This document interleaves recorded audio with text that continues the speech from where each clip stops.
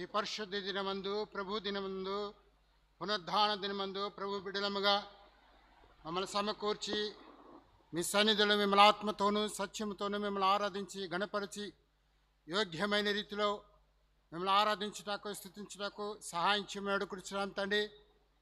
రానంటే బిడ్డలందరూ కూడా సకాలంలో నీ వద్దకు తీసుకొచ్చి నీ ఇంటిని స్తుతించి మహింపరచడానికి సహాయం చేయండి ప్రభువా. ఈ దినం జరిగే ప్రతి ఆరాధన కూడి కానీ ఆటల ద్వారా కానీ బల్ల వర్తమానం ద్వారా నేను మాత్రమే మహింపరచుకుని వేడుకుంటున్నాం తండ్రి. ఈ ఆవరణ చుట్టూ మీ దేవదూతలు కావలించండి. అంధకార క్రియలు, శత్రుక సైతాని క్రియలు, అపాధి క్రియలు, దురాత్మికలన్నీ కూడా యేసు నామములో లయపరుస్తూ నీ నామానికి మాత్రం మహిమ తెచ్చుకుని వేడుకుంటున్నాం తండ్రి. దేశంలో ప్రభా సకల పరిశుద్ధులు సార్వత్రిక సంఘములు ఆయా స్థలంలో కూడుకుంటున్న నీ బిడ్డల కొరకై మిమ్మల్ని స్తుతిస్తున్నాం, మిమ్మల్ని గణపరుస్తున్నాం తండ్రి. ఆయా స్థలంలో ప్రభా బల్ల విరిచిట ఎందును ఆరాధనలోను పాటలందు నీ నామం మాత్రం మహింపరచడానికి మీరే సహాయించి వేడుకుంటున్నాం తండ్రి. నీ నామానికి మహిమ తెచ్చుకుని వేడుకుంటున్నాం తండ్రి. నీ బిడ్డల ప్రభా రక్షిత ఉదయం వచ్చి నీ ఇంటిలో పనిచేసిన నీ బిడ్డల కొరకై స్తోత్రములు, ఆవరణ శుభ్రపరిచిన నీ బిడ్డల కొరకై స్తోత్రములు, కిచెన్లో పనిచేసే నీ బిడ్డల కొరకై స్తోత్రములు, వందనాలు తెలుసుకున్న ప్రభా ఆశ్చర్యకరంగా దీవెనకరంగా మార్చమని వేడుకుంటున్నాం తండ్రి. మీ దాసుడు సౌర్ గ్లెన్ గారి కొరకై స్తోత్రములు, మీ దాసుడు అండమాని వెలియుండగా మీ సన్నిధి, మీ ప్రసన్నత, మీ యొక్క దైవికమైన చిత్తాన్ని బిడ్డల పట్ల నెరవేర్చి ప్రభా అక్కడ ఉన్నటువంటి జరుగుతున్నటువంటి ఆ యొక్క కోడికలంటూ కూడా ప్రభా నీ నా మాత్రం మహింపరచడానికి మీరే సహాయించి వేడుకుంటున్నాం తండ్రి. తండ్రి పరిశుద్ధ స్థలంలో ప్రభు విడుదలుగా నేను సన్నిధిలో మిమ్మల్ని స్తుతించి మహింపరచడానికి మీరే సహాయించి నడిపించి వేడుకుంటున్నాం తండ్రి. ఇంకా ప్రభా ఏక స్థానిక సంఘముల కొరకై ప్రార్థిస్తున్నాం తండ్రి. తండ్రి అంబత్తూరు ఆదేశ్ కొరకై ప్రార్థిస్తున్నాం. మీ దాసుడు సోదరు రవి కొరకై స్తోత్రములు, సోదరి బిడ్డల కొరకై ప్రార్థిస్తున్నాం. అక్కడ కొడుకునని బిడ్డలందరి కొరకై స్తోత్రములు వందనాలు తెలుసుకున్నాం ప్రభా. ఏ విధంగా తండ్రి కీలకట్లే మీ దాసుడు సోదరుడు ప్రభా రూబన్ కొరకై స్తోత్రములు, అక్కడ కొడుకుని బిడ్డల కొరకై స్తోత్రములు, ఆశ్చర్యకరం దేవునికరంగా మార్చమని వేడుకుంటున్నాం. ఇంకా తండ్రి బేర్షెబా క్యాంప్ రోడ్ కొరకై ప్రార్థిస్తున్నాం. సోదరుడు దేవుడి కొరకై ప్రార్థిస్తున్నా, సోదరి బిడ్డల కొరకై ప్రార్థిస్తున్నా. అక్కడ కూడుకుని ప్రతి బిడ్డ కొరకై స్తోత్రాలు వందనాలు తెలుసుకున్న ప్రభా. మీ దాసుడు సోదరు ఇమ్మానుయేలు కొరకై ప్రార్థిస్తున్నాం తండ్రి.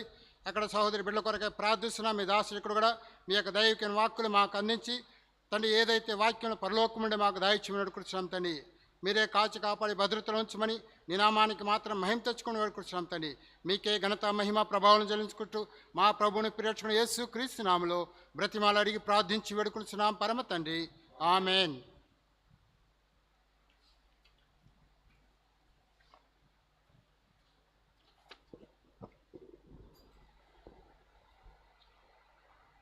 பொழுது நாம் கர்த்தரை பாடல்கள் மூலமாக நாம் கர்த்தரை ஆராதிக்கப் போகிறோம்.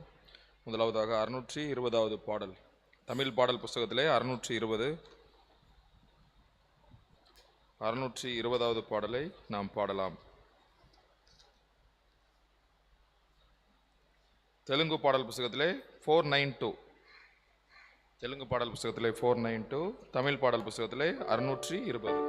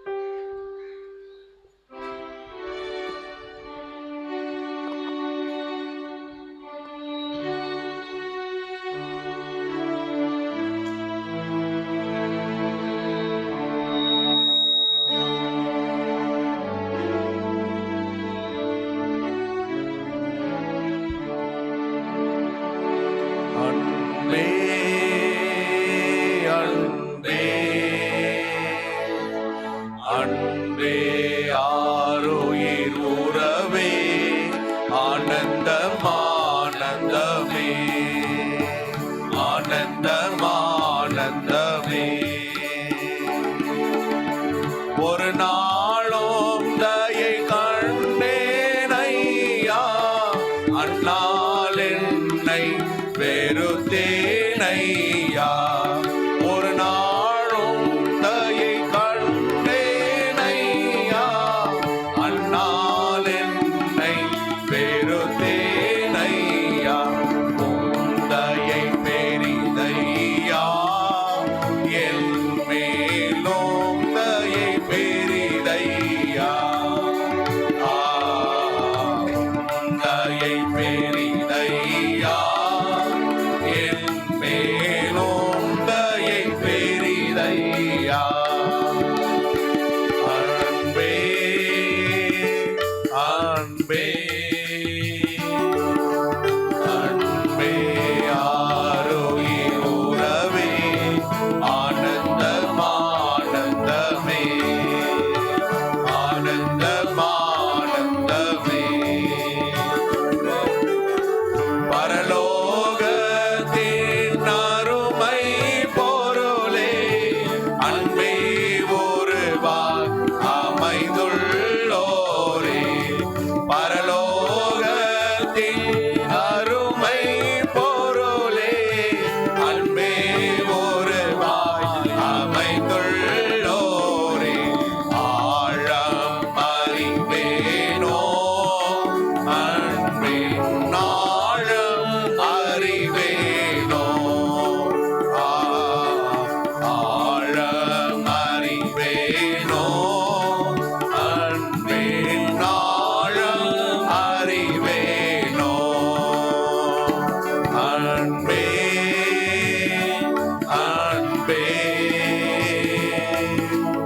அன்பே ஆரோக்கிய உறவே ஆனந்தம் ஆனந்தமே ஆனந்தம் ஆனந்தமே. அழுதேல் பல நாள் உமையோ மரியா மறந்தே தீர்ந்த துரோகியை. அழுதேல் பல நாள் உமையோ மரியா மறந்தே தீர்ந்த துரோகியை. அனைத்தீரன்பாலே என்னையோ அனைத்தீரன்பாலே. அனைத்தீ அன்பாலே என்னையோ அனைத்தீ அன்பாலே. அன்பே அன்பே அன்பே ஆரோக்கிய உறவே ஆனந்தம் ஆனந்தமே ஆனந்தம் ஆனந்தமே. பூலோகத்தின் பொருளின் மகிமை அழியும் புள்ளின் பூவை போல. பூலோகத்தின் பொருளின் மகிமை அழியும் புள்ளின் பூவை போல. பாடாதே ஐயா அன்பு பாடாதே ஐயா. பாடாதே ஐயா அன்பு பாடாதே ஐயா. அன்பே அன்பே அன்பே ஆரோக்கிய உறவே ஆனந்தம் ஆனந்தமே ஆனந்தம் ஆனந்தமே. எப்பாரினிலும் அன்பின் இனிமை இயம்பர்கியலாம் தியங்கோகிறேன். எப்பாரினிலும் அன்பின் இனிமை இயம்பர்கியலாம் தியங்கோகிறேன். இசைக்கவும் எளிதாமோ இப்புவியில் இசைக்கவும் எளிதாமோ. இசைக்கவும் எளிதாமோ இப்புவியில் இசைக்கவும் எளிதாமோ. அன்பே அன்பே அன்பே ஆரோக்கிய உறவே ஆனந்தம் ஆனந்தமே ஆனந்தம் ஆனந்தமே. அடுத்ததாக தமிழ் பாடல் புத்தகத்திலே 279வது பாடல். தோத்திரம் பாடியே போற்றிடுவேன். தெலுங்கு பாடல் புத்தகத்திலே 208. 208. தெலுங்கு பாடல் புத்தகத்திலே 208. தமிழ் பாடல் புத்தகத்திலே 179.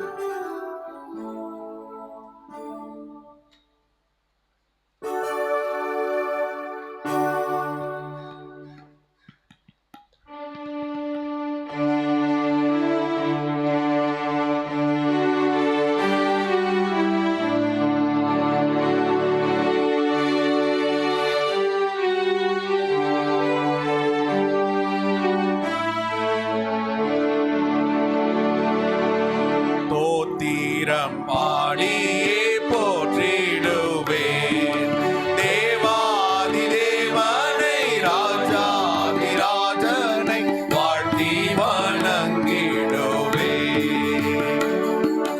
தேவாதி தேவனை ராஜாதி ராஜனை வாழ்த்தி வணங்கிடுவேன்.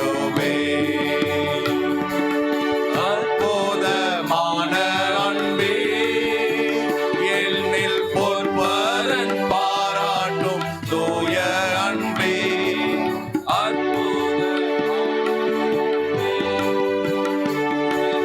பொற்பரன் பாராட்டும் தூய அன்பே. என்றும் மாறாத தேவ அன்பே, என்னுள்ளம் தங்கும் அன்பே. என்றும் மாறாத தேவ அன்பே, என்னுள்ளம் தங்கும் அன்பே. சோத்திரம் பாடியே போற்றிடுவேன். தேவாதி தேவனை ராஜாதி ராஜனை வாழ்த்தி வணங்கிடுவேன்.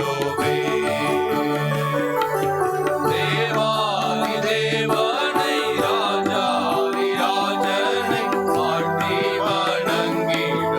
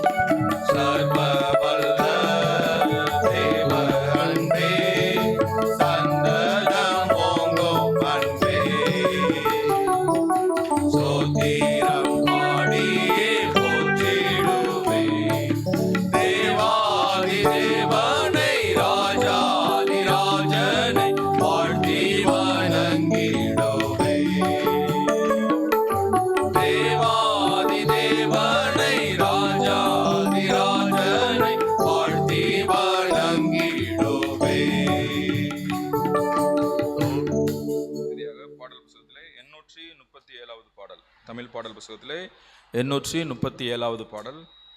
இயேசு கிறிஸ்துவின் அன்பு என்றும் மாறாதது.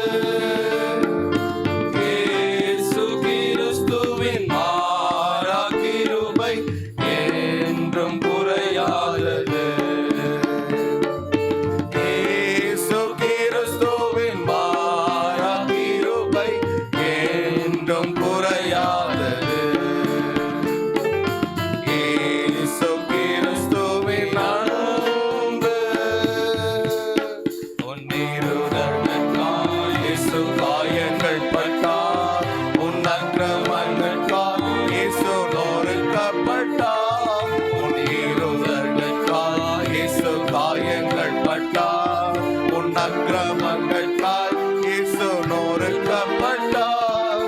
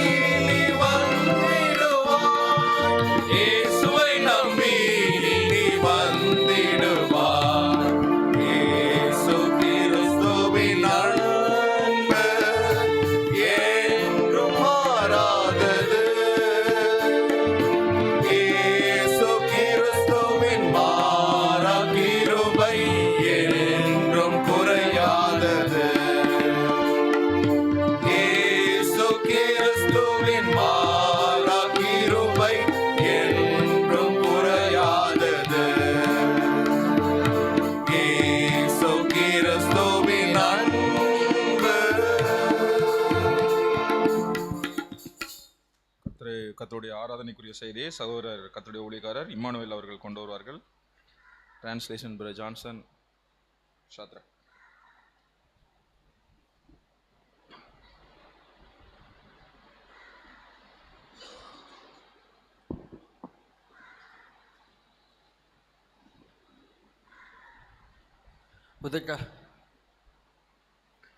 ఉదయకాల సమయంలో మనం ప్రభువుని ఆరాధించిన నిమిత్తమై పరిశుద్ధ బైబిల్ గ్రంథం నుంచి ఆది కాండము 41వ అధ్యాయానికి మనం తిప్పుకుందాం.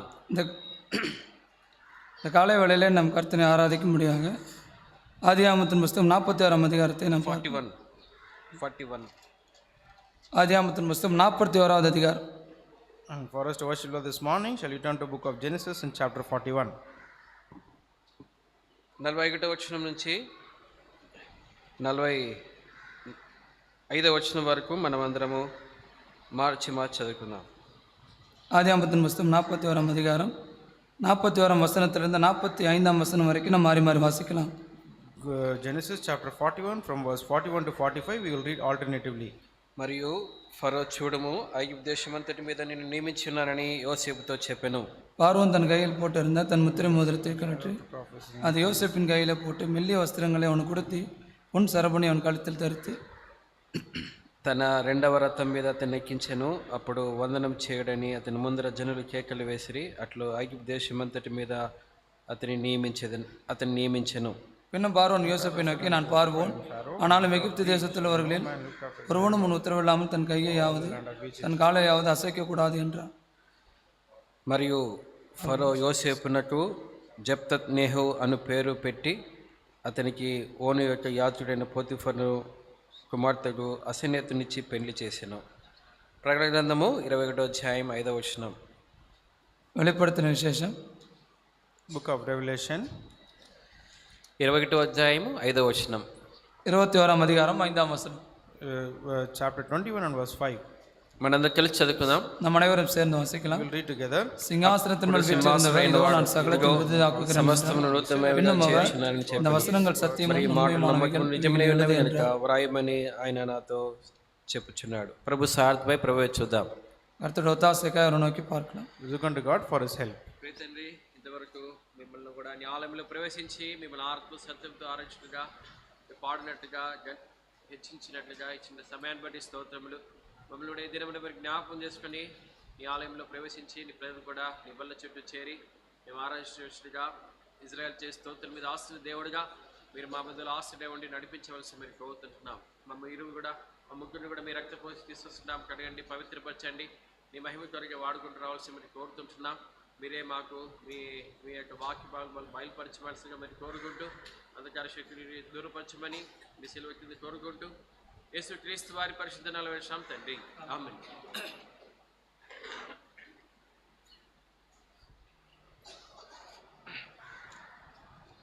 ప్రకటన గ్రంథం 21వ అధ్యాయం 5వ వచనంలో ఇదిగో సమస్తమును నూతనముగా చేయుచున్నానని చెప్పెను. வெளிப்படுத்தின விசேஷம் 26ஆம் அதிகாரம் 5ஆம் வசனத்தில் இதோ நான் சகலத்தையும் புதிதாக்குகிறேன் என்றார். In the book of Revelation chapter 21 verse 5 says that behold I make all things new. ఈ మాట ఎవరు చెప్తున్నాడు అనే విషయాన్ని గమనించవలసిన అంటున్నాం. இந்த வார்த்தை யார் சொல்லுகிறார் என்பதை நாம் கவனித்து பார்க்க வேண்டும். We have to look into who is saying this word. ఎలాంటి స్థానంలో ఉండి ఆయన మాట చెప్తున్నాడు విషయాన్ని కూడా మనం గమనించవలసిన అంటున్నాం. எப்படிப்பட்ட ஒரு ஸ்தானத்திலிருந்து இந்த வார்த்தையை சொல்லுகிறார் என்பதை கூட நாம் கவனிக்க வேண்டும். We also have to look into from which position he is making this statement. అంతేకాకుండా ఎంతగా ఎటువంటి మాటలుగా ఉంటున్న ఆయన విషయాన్ని కూడా చెప్పబడుతున్నది. அவர் எப்படிப்பட்ட வார்த்தைகளாக இருக்கிறது என்பதை கூட நாம் கவனிக்க வேண்டும். We also have to see about what kind of words these are. కాబట్టి 3 విషయాల్లో ఈ మాటలు చెప్తున్నది దేవుడిగా ఉంటున్నాడు. இந்த வார்த்தைகள் சொல்லுகிறது அவர் தேவனாய் இருக்கிறார் என்பதை வெளிப்படுத்துகிறது. These words say that he is God. అంతేకాకుండా ఆయన సింహాసనాసన దేవుడు కూర్చొని ఈ మాటలు చెప్తున్నవాడుగా ఉంటున్నాడు. அது மாத்திரமல்ல, அவர் சிங்காசனத்தின் மேல் உட்கார்ந்த இந்த வார்த்தைகளை அவர் சொல்லுகிறார். Secondly, we see that he is a God who is seated on the throne and he is speaking these words. ఆ సింహాసనం కూర్చున్నప్పుడు ఒక అధికారానికి ఎంతో దానికి పైన అధికారము ఉంటున్నదిగా చూస్తుంటున్నది.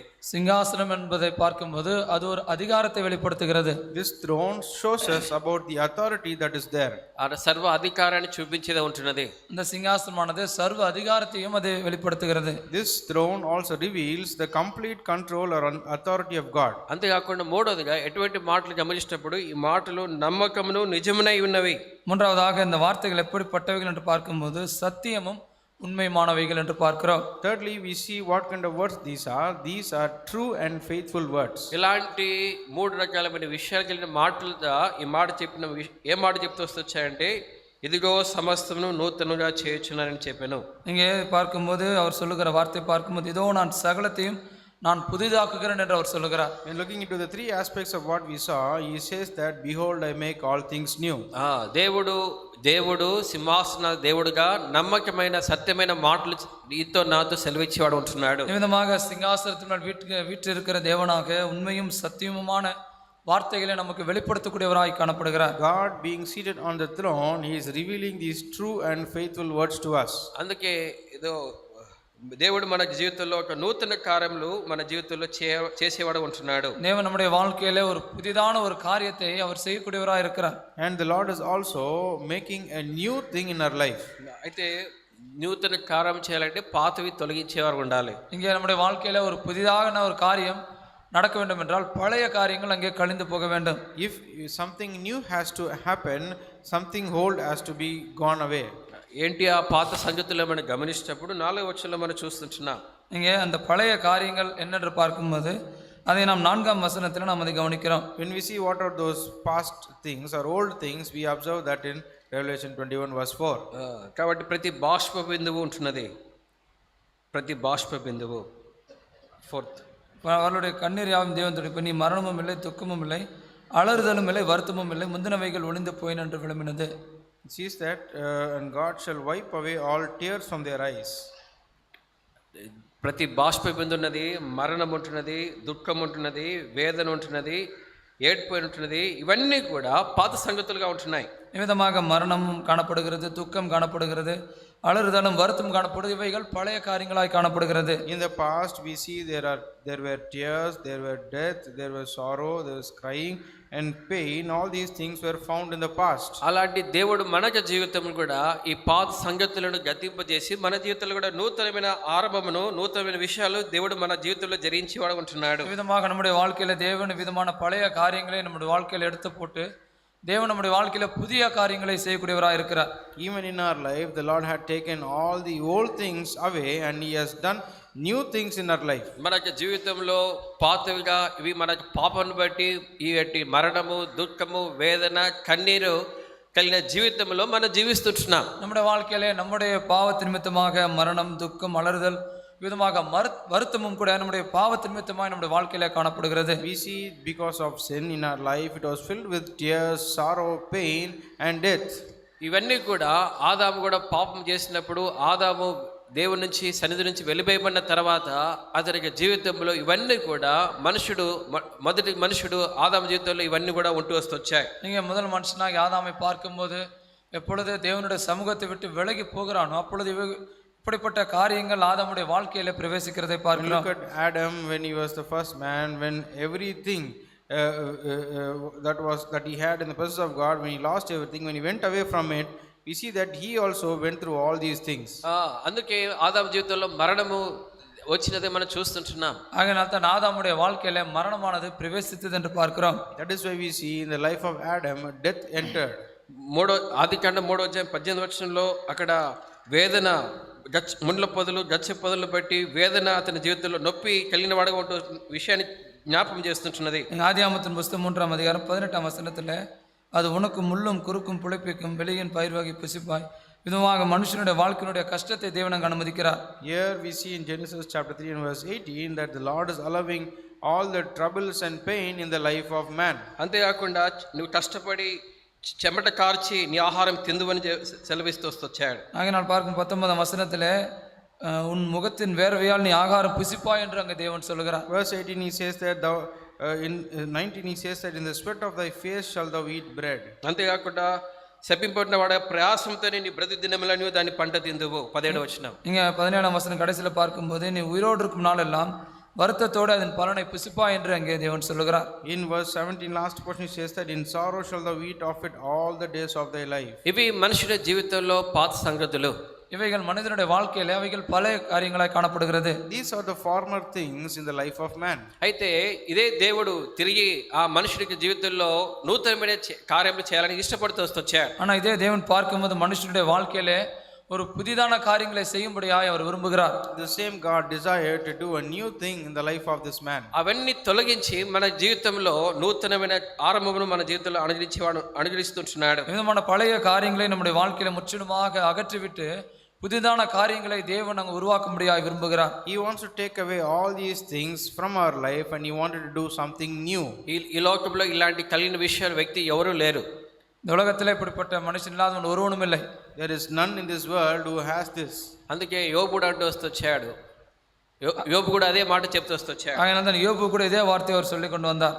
That is why even Job had to say these things. నరుల యొక్క దినములు దుఃఖ సహితమైన దినములుగా ఉంటున్నాయి. மனுஷனுடைய நாட்கள் எல்லாம் அங்கே சஞ்சலிப்பும் கசப்பும் காணப்படுகிறது என்று யோபு சொல்லுகிறார். He says that all the days of man is filled with sorrow and bitterness. ఎంతో దుఃఖము ప్రయాసము కనబడుతుంటున్నది. எவ்வளவோ அங்கே துக்கமும் பிரயாசமும் மனிதனுடைய வாழ்க்கையில காணப்படுகிறது. He says that there is lot of sadness and sorrow.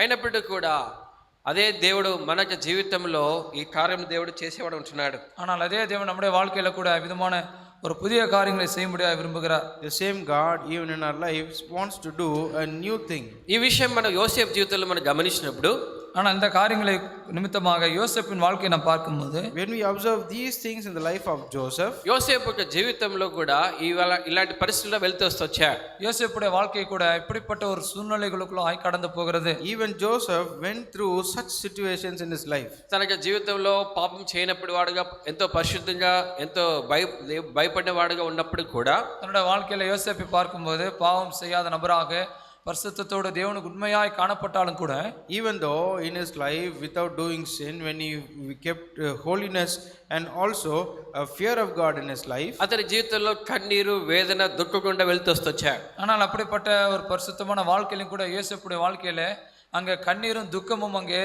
வருத்தமும் அங்கே யோசேப்புக்கு காணப்படுகிறது. but in his life he had this sorrow and tears and pain.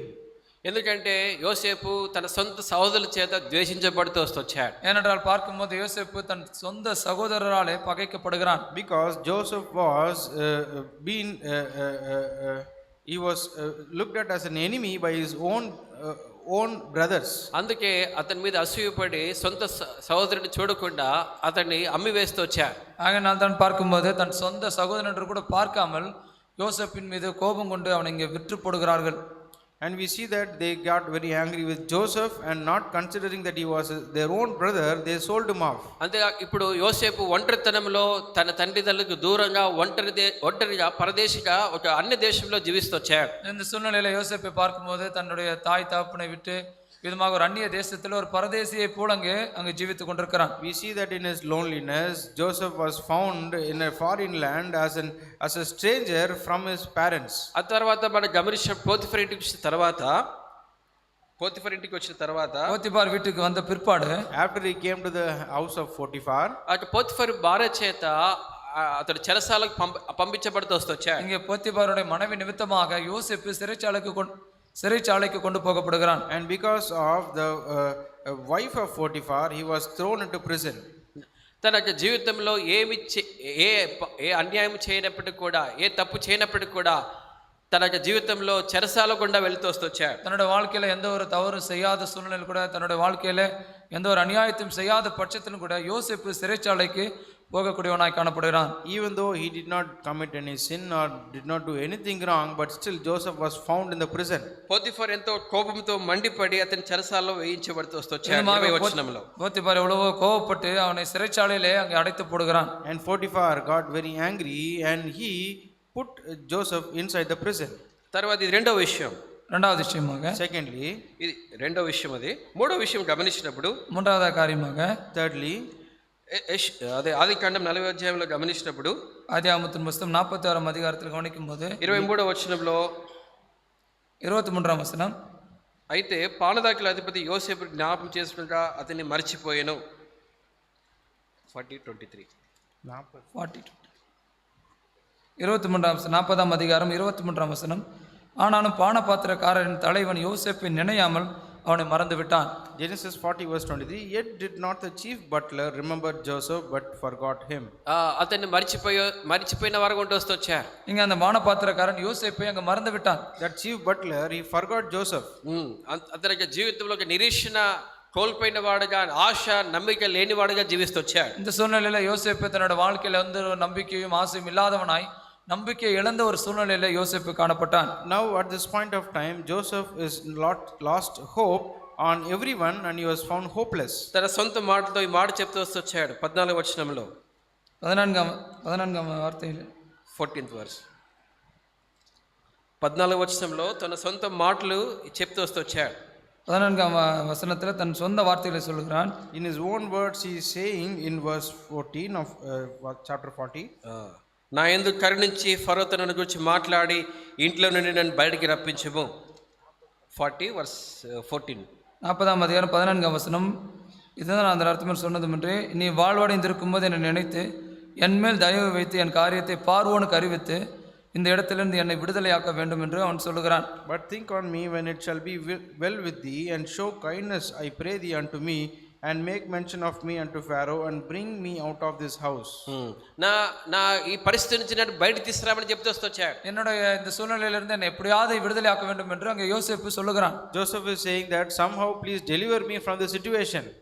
ఇవన్నీ పరిస్థితుల్లో యోసేపు ఎంతో దుఃఖం, వేదన, మనుషుల చేత మర్చిపోయిన వాడగా, ఎంతో నిరీక్షణ లేని వాడగా పరిస్థితుల మధ్యలో ఉంటూ వచ్చాడు. எல்லா சூழ்நிலையும் கூட யோசேப்பு அங்கே மிகுந்த வருத்தத்தோடு கண்ணீரோடு கூட மனிதனால மறக்கப்பட்டவனாக அந்த சூழ்நிலையில் மிகுந்த வருத்தத்தோடு யோசேப்பு காணப்படுகிறான். In all these situations Joseph was found with sorrow and pain and tears, and in a forgotten state by everyone. మనుషుల చేత అతడు విడిచిపోయి ఉండొచ్చు, బట్ మర్చిపోయిన వాడు ఉండొచ్చు, జ్ఞాపకం చేసిన వాడు ఉండొచ్చు, కానీ దేవుడి చేత మనుషుడు జ్ఞాపకం చేయబడిన వాడుగా ఉంటూ వచ్చాడు. ఈ విధமாக మనుషనాலே அவன் கைவிடப்பட்டாலும் மனுஷனாலே மறக்கப்பட்டாலும் கூட அங்க தேவனாலே அங்கே யோசேப்பு அங்கே நினைப்பூட்டப்படுகிறான். Even though he was forsaken and forgotten by the people of this world, but he was always remembered by the Lord. మనకు జీవితంలో దేవుడి యొక్క తలంపులు, దేవుడి యొక్క ఉద్దేశములు అవి ఎన్నిటి కూడా మారనుగా ఉంటున్నాయి. நம்முடைய வாழ்க்கையிலே தேவனுடைய நினைவுகள், தேவனுடைய ஆலோசனைகள் என்றும் அவைகள் மாறாதவைகளாய் காணப்படுகிறது. The thoughts and counsels of God towards us, they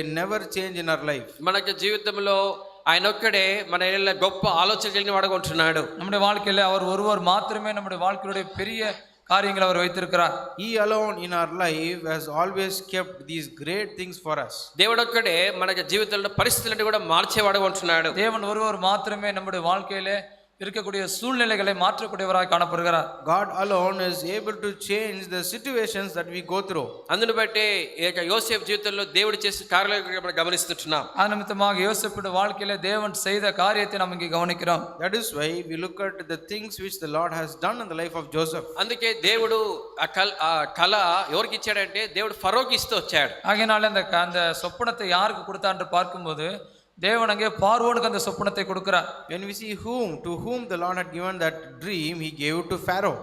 ఫరో అన్నప్పుడు సింహాసనంలో కూర్చున్న వాడు ఉంటున్నాడు. இங்க பார்வோன் பார்க்கும்போது சிங்காசனத்துக்கு ஒரு அதிகாரியா உட்கார்கிறான். When you look at Pharaoh, he is the authority over the throne. ఎవరు కూడా యోసేపును బయటికి తీసుకెళ్ళిన పరిస్థితుల మధ్య దేవుడు సింహాసన దేవుడుగా ఉండి రాజుల యొక్క హృదయాలతో మాట్లాడి అతని మీద దయ చూపించినట్టుగా దేవుడు చేసేవాడు ఉంటున్నాడు. இங்க யார் கூட யோசிப்பை வெளியே கொண்டு வராத சூழ்நிலையாய் காணப்பட்டாலும் கூட தேவன் ராஜாக்களுடைய இருதயத்திலே யோசனைகளை வரவைத்து அங்கே பார்வோனுக்கு தேவன் சொப்பனத்தை அனுமதிக்கிறார். We see that even though others did not show any favor to Joseph, but the Lord is sending dream to Pharaoh, and through that he is helping Joseph. ఆయన మానవుల రాజ్యం పైన పరిపాలించే దేవుడుగా ఉంటున్నాడు. அங்கே வார்த்தைகளின் மீது தேவன் அங்கே ஆளுகை செய்யக்கூடிய தேவனாய் காணப்படுகிறார். The Lord reigns over the kingdom of man. మనుషులు ఈ లోకంలో గొప్పవారుగా వెళ్తున్నప్పుడు కూడా వారందరి పైగా మన జీవితంలో మనల మెడలో ఉద్దేశించే దేవుడు వారందరిపైన ఏలేవాడుగా మన జీవిత విషయమై అక్కడికి వాడుగా ఉంటున్నాడు. இந்த உலகத்தில் எத்தனை பேர் ஆளுகை செய்தாலும் கூட நம்முடைய வாழ்க்கையில நம்முடைய வாழ்க்கைக்குரிய காரியங்கள் மீது தேவன் மிகுந்த அக்கறை உள்ளவராய் காணப்படுகிறார். Even though there may be so many people above us in this world, but concerning us and concerning our life, our Lord has lot of thoughts. యాకోబు ఏం చేయలేకపోయాడు? அங்கே யாக்கோபால் ஒன்றும் செய்ய முடியவில்லை.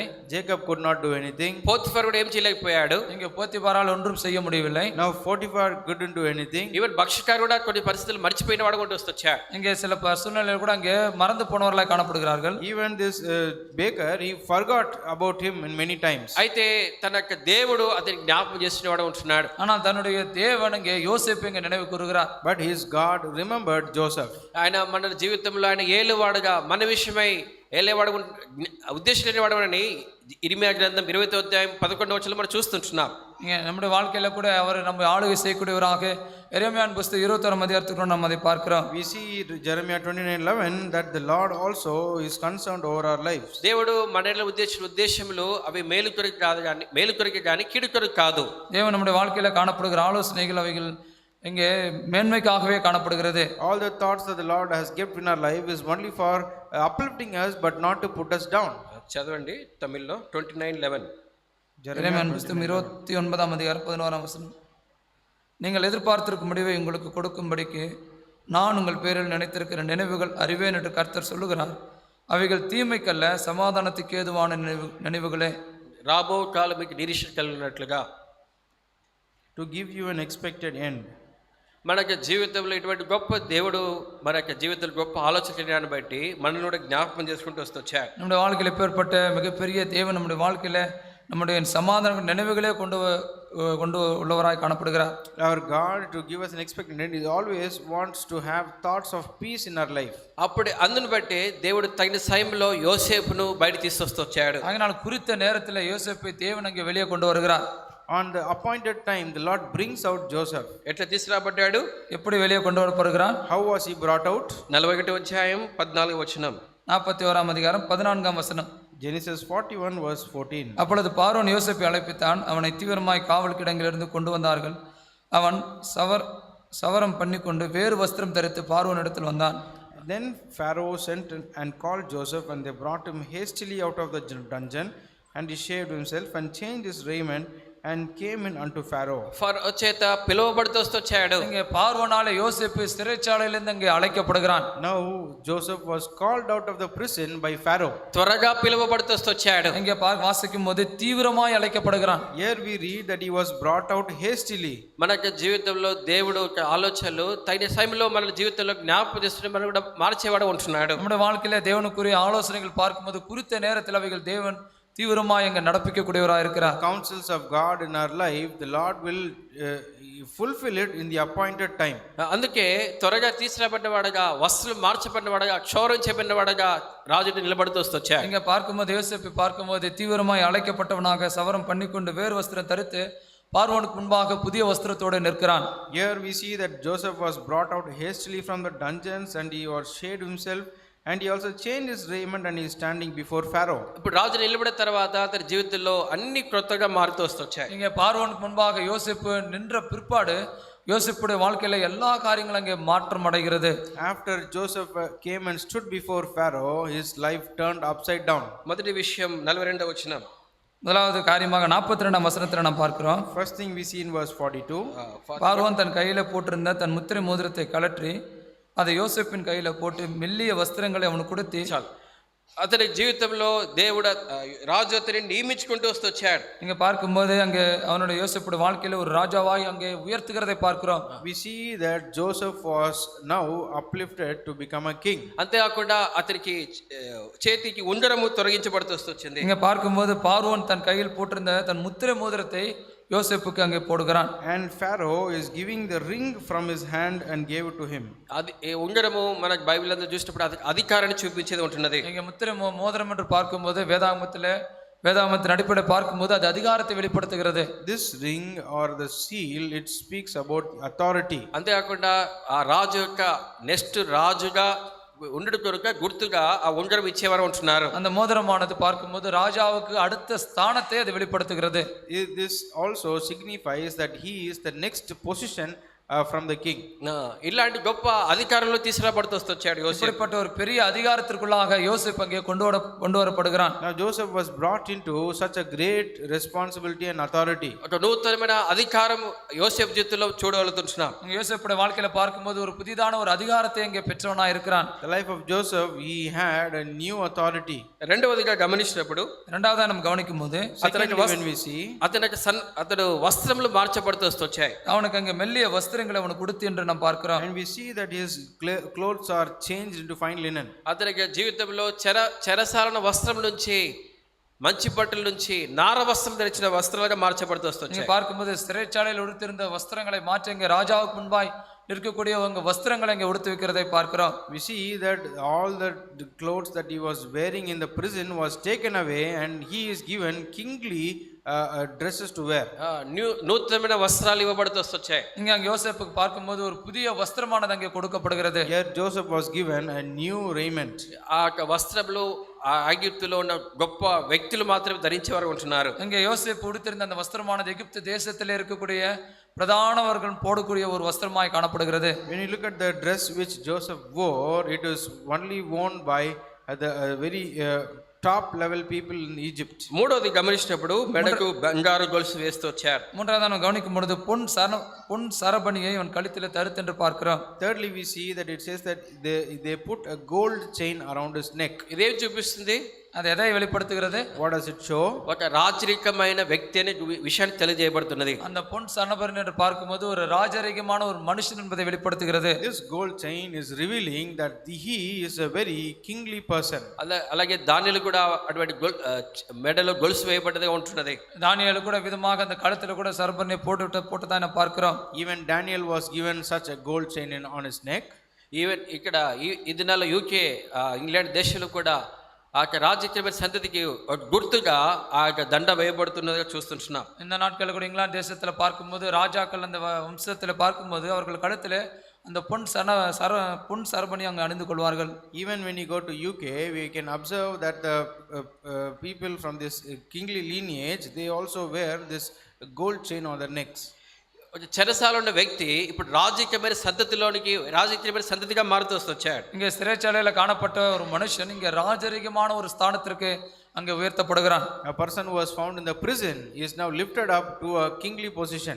నాలుగవదిగా గమనించినప్పుడు நான்காவதாக கவனிக்கும் போது Fourthly, we observe అతడు ఫరో రాజు రథం మీద కూర్చోబడి ఆయన గణపరచబడేవాడే அவன் ఉంటూ వచ్చాడు. இங்கே தன்னுடைய ரதத்தின் மேல் அவனை உட்கார வைத்து தொண்டை நீட்டு பணியுங்கள் என்று அவனுக்கு முன்பாக கூற வைத்து எகிப்து முழுமைக்கும் அதிகாரியாக்கினான். he made him to ride in the second chariot which he had. రాజు యొక్క రథం మీద ఊరేగించబడుతున్నాడు. இங்கே ராஜாவினுடைய ரதத்தின் மீது அங்கே கொண்டு போகப்படுகிறான். He is riding on the king's chariot. ఇంకేం చెప్పమంటున్నారు? வேற என்ன சொல்லப்படுகிறது? Then what else is mentioned? అక్కడ ఒక వ్యక్తి చెప్పేవాడు ఉన్నాడు, ఇతనికి నమస్కరించమని చెప్పబడుతుంటున్నది. நீங்க பார்க்கும்போது அங்கே தொண்டை நீட்டு பணியுங்கள் என்று அவனுக்கு முன்பாக கூற வைத்து A person is saying that bow before him. నింద అవమానాల మధ్య అతను ఎంతగానో గణపరచబడిన వాడుగా ఊరేగించబడుతుంటున్నాడు. ఈ విధంగా பார்க்கும்போது அங்கே மிகுந்த கனத்தோடு கூட அங்கே உயர்த்தப்படுகிறதை பார்க்கிறோம். We see that he who went through all this sorrow and shame, now he is being honored. తర్వాత చివరిగా మనం గమనించినప్పుడు கடைசியா நாம் பார்க்கும்போது Finally, we see 45వ వచనంలో 45ஆம் வசனத்துல ఫరో చేత யோசேப்புக்கு ஒரு క్రొత్త పేరు ఇవ్వబడుతున్నది. இங்கே பார்வோன் மூலமாக யோசேப்புக்கு ஒரு புதிய பெயரானது அங்கே பெயரிடப்படுகிறது. now a new name is given to Joseph through Pharaoh. ఇప్పుడు అతని యొక్క పాత జీవితం యోసేపుకు పిలువబడుతుంది, కానీ ఇప్పుడు ఒక నూతనమైన ఆరంభంగా నూతనమైన పేరు జెఫ్తనేహు అనే పేరు పెట్టబడుతున్నది. இங்கே பழைய வாழ்க்கை இங்கே கழிந்து போட்டு ஒரு புதிய வாழ்க்கை கூடிய ஆரம்பமாக சாப்நாத் பன்னேயா என்கிற ஒரு பெயரை அங்கே யோசேப்பு அங்கே பார்வோன் அங்கே யோசேப்புக்கு வைக்கிறதை பார்க்கிறோம். We see the old name Joseph was taken away and Pharaoh gave him a new name that he was called as Zaphnath Phaneah. ఈ విధంగా నీ జీవితంలో నా జీవితంలో కూడా దేవుడు నూతనమైన కార్యం చేస్తూ వచ్చాడు. ఈ విధமாக என்னுடைய வாழ்க்கையில கூட தேவன் விதமான ஒரு புதிய காரியங்களை செய்தவராய் காணப்படுகிறார். Even in your life and my life, the Lord had done a new thing. పాపం మన జీవితంలో నింద, అవమానం, దుఃఖను మన జీవితంలో నిరీక్షను కోల్పోయిన చేసిన మన జీవితంలో இங்கே பாவமானது நம்முடைய வாழ்க்கையில மரணம், துக்கம், இங்கே வருத்தம் மற்றும் நம்பிக்கை இல்லாத ஒரு சூழ்நிலையை நம்முடைய வாழ்க்கையில் உருவாக்குகிறது. This sin creates a very hopelessness and sorrow and shame in our lives. అదే దేవుడు మనకు జీవితంలో ఘనతను, పేరును, ప్రఖ్యాతులను, అలాగే అధికారాన్ని క్రీస్తు యేసులో నీకు నాకు అనుగ్రహించిన వాడు ఒకటి వచ్చాడు. அதே தேவன் கிறிஸ்து இயேசுக்குள்ளாக நம்முடைய வாழ்க்கையில தேவன் கனத்தையும் அதிகாரத்தையும் ராஜரீகத்தையும் கொடுக்கக்கூடியவராய் நம்முடைய வாழ்க்கையில புதிய காரியங்களை செய்யக்கூடியவராய் காணப்படுகிறார். Through the Lord Jesus Christ in our lives, He is able to do new things by giving us His authority and new name and new things. అందుకే ప్రకటన గ్రంథం కూడా అదే మాట రాయబడుతుంది. ప్రకటన గ్రంథం 2వ అధ్యాయం 17వ వచనంలో அதைத்தான் வெளிப்படுத்தின விசேஷம் 2ஆம் அதிகாரம் 17ஆம் வசனத்தில் வாசிக்கிறோம். We read in Revelation 2 and verse 17. ఆ రాతి మీద చెట్టబడ్డ క్రొత్త పేరును పొందిన వానికే కానీ మరి ఎవరికి అది తెలియదు. 2:17 வெளிப்படுத்தின விசேஷம் 2ஆம் அதிகாரம் 17ஆம் வசனம். ஆவியானவர் சபைகளுக்கு சொல்லுகிறதை காதுலவன் கேட்க கடவன், ஜெயம் கொள்ளுகிறவனுக்கு நான் மறைவான மன்னாவை புசிக்க கொடுத்து. పేరు బట్టు இங்கே கடைசி இந்த வசனத்தில் கடைசியில் வாசிக்கிறோம், புதிய நாமத்தை கொடுப்பேன் என்று எழுது என்று பார்க்கிறோம். Last portion, Revelation 2:17. A new name written which no man knoweth, saying, saving he that receiveth it. మన జీవితంలో మన అంతర జీవితంలో పాతవి తీసి నూతన మాత్రం కాదు కానీ నూతనమైన పేరు కూడా మనకి ఇవ్వబడుతుంటున్నది. நம்முடைய வாழ்க்கையானது மாற்றப்பட்டது மாத்திரமல்ல, நம்முடைய வாழ்க்கையில புதிதான ஒரு நாமத்தை கூட தேவன் கொடுக்கக்கூடியவராக இருக்கிறார். Our life is not only transformed, but also the Lord gives us a new name. అందుకే యాకోబు కూడా దేవుడు ఏం పేరు ఇస్తూ వచ్చాడు? ఆయన యాకోబు என்ன சொல்லி கொண்டு வருகிறார்? What was the name for Jacob? Israel మారుస్తూ వచ్చాడు. இங்கே யாக்கோபுடைய வாழ்க்கையானது இஸ்ரவேலாய் மாற்றப்படுகிறது. The Lord changed the name of Jacob into Israel. యాకోబు యొక్క పాత జీవితం మోసత్వము, మోసపరిచేవాడుగా ఎంతో పాపంతో జీవితం చూచి దేవుడు అతన్ని మారిన తర్వాత ఇజ్రాయెల్గా రాజరికమైన సంతతిగా చేస్తూ వచ్చాడు. விதமாய் பார்க்கும்போது ஒரு எத்தனாக திருடனாக காணப்பட்ட ஒரு யாக்கோபுடைய வாழ்க்கையை தேவன் இஸ்ரவேலாக மாற்றி ஒரு ராஜரீகமான ஒரு வாழ்க்கைக்குள்ளாய் கொண்டு வருகிறார். We see that he also changed his life from prison, and he also made him Israel, and he also brought him to a kingly life. ఇదినమన ఇలాంటి కార్యములు నీ జీవితంలో నా జీవితంలో చేసిన దేవుణ్ణి ఇదమన మనము నూతన విధానాలు ప్రభుని ఆరాధించిన ప్రభు మనకు సహాయం చేయను గాక. இதனால கூட நம்முடைய வாழ்க்கையில கூட விதமாக புதிய காரியங்களை செய்த நம்முடைய தேவனை நாம் இங்கே ஆராதிக்க போகிறோம். Even today we are going to worship the Lord who has done these new things in our lives.